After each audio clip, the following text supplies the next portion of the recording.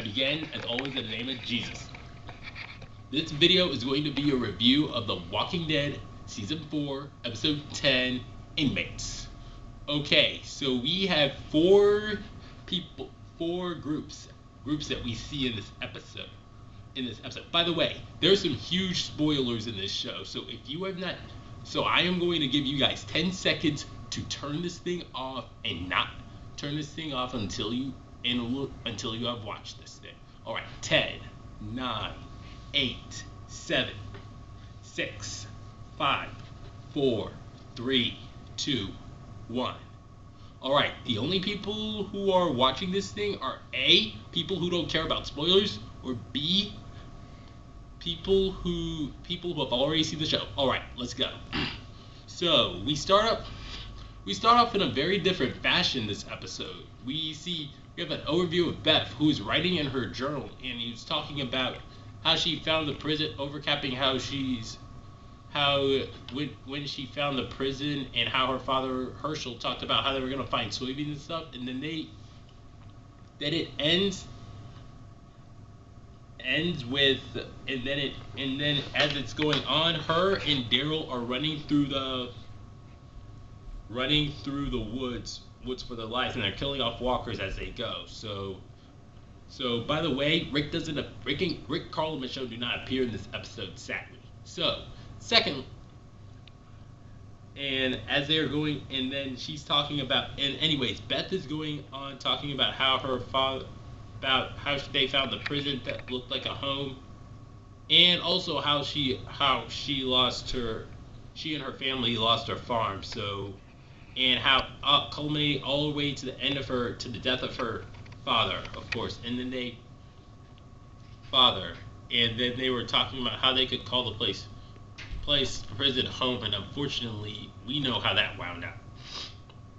So we cut to the credits, cut to the opening credits. We cut back to the main,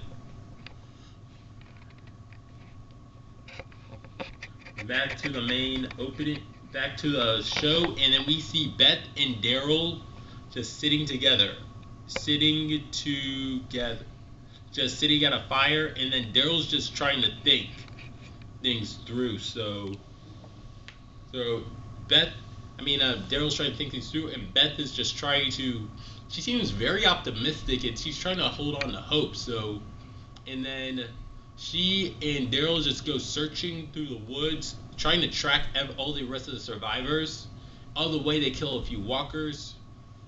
And then Beth says something about "you have to believe." I'll come back to that later. And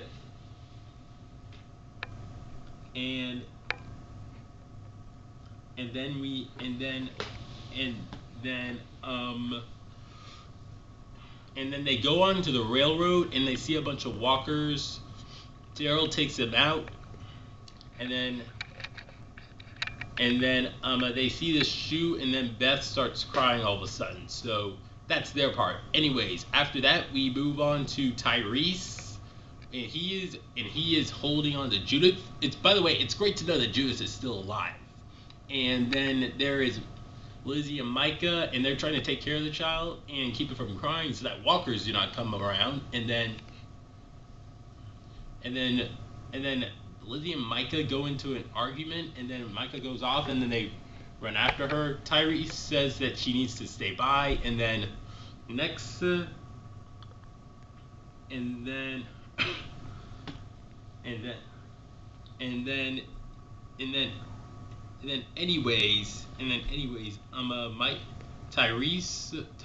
hears some noises about walkers nearby, and then he tells Tyreese. And then Tyreese tells Lizzie, Mika to hold on to Judith, and as they stay in the forest as he goes to investigate. And then at which point he sees a bunch of people fighting for their lives. They are killing off, and all of them are overpowered by walkers, and Tyreese takes them all out. All of a sudden, we see Carol at last. I'm so glad to see her. So glad. So glad. But the weird thing is Tyreese doesn't know that she killed Karen and David. So this is going to be interesting, very interesting. So they are with Micah, Tyreese, Micah, Lizzie, and Judith are with Carol, and then they are walking down the railroad tracks, and they see this sign which says sanctuary, and all those who arrive survive. That's what the man said. And wow, that's really wow. And I'm like, wow. What's interesting about this is that, and what's weird. And it's weird because Daryl and Beth were on the same railroad array, so maybe it's only a matter of time before those two groups run into each other. So that's good stuff. Oh, and by the way, Carol said that she saw the battle going on, so I'm sure she watched it from far away. So, anyways, now on to the next group: Maggie, Sasha, and Bob. Sasha is doing Bob's wounds and is tending to Bob's wounds, and Maggie is just like, she's very determined to find Glenn, and she says she's going, and Sasha's trying to talk her out of it, but Maggie's not going to have any of this. So they walk, and as they walk, I really love the sexual tension, which I saw happening. I thought was taking place between Sasha and Bob. So it was really cool. So. I told him about it. So they run they keep on walking until they pass this car, and I'll get back to that as well in a few moments. And then we see the bus which took all the remaining Woodbury people from Woodbury. Maggie is insisting that they Bob and Sasha open it for her, and they try to, and they just open up, and they open it up, and they kill up all the walkers. Maggie wants to take a good look to see whether or not Glenn was on there, and they kill all the walkers. They kill each and every one of the walkers, and find out Glenn was not on there. And Maggie walks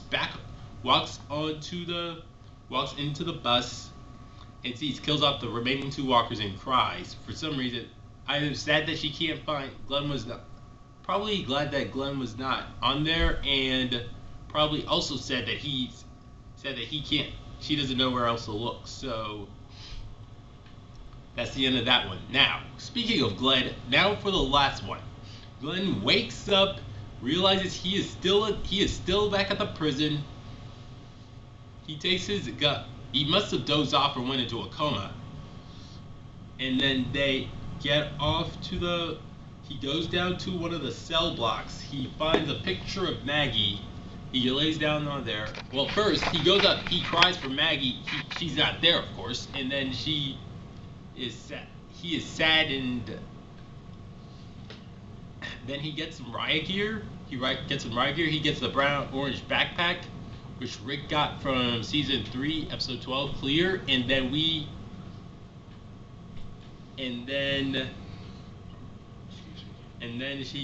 goes out, gets himself in the riot gear, and then he goes out there and takes out all the walkers, which was a very cool sequence, by the way. And then he sees Tara. He calls for. Then she's just sad, and she just says, "I was part of this," and then she feels bad about what she's done, and then she kills off all the.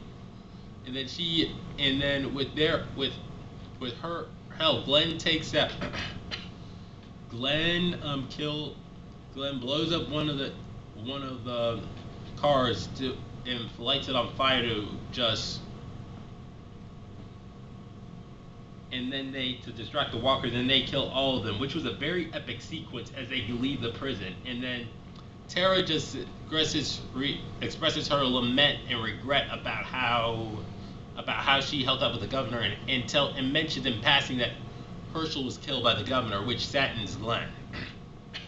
And then she says something about he or she says something about what you have to believe, which is something that Beth said as well at near the beginning of the episode, which was very awesome in my opinion. So good stuff. So which is very good bookend. So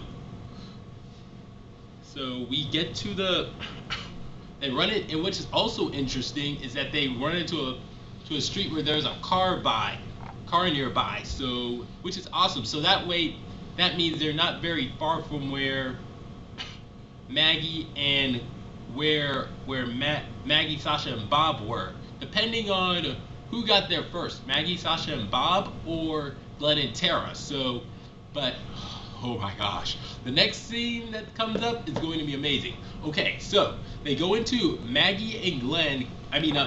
Glenn and Tara kill off a bunch of walkers till Glenn eventually passes out. Tara tries to resuscitate him and then kills the last walker out of anger, and then just realizes that there's a military-like truck near her, and then Tara just curses, apparently sees three people, and then she curses him out, and then she says, and then the guy says, "You have a very big mouth there, lady," I think. And for those of you who do not know, the guy with the ginger hair, the girl, and the other guy, those are none other than Abraham Ford, Eugene Porter, and Rosita Espinosa. For those of you who have not read the comic, Abraham is the one they meet in the comic. Abraham is the one that they meet after the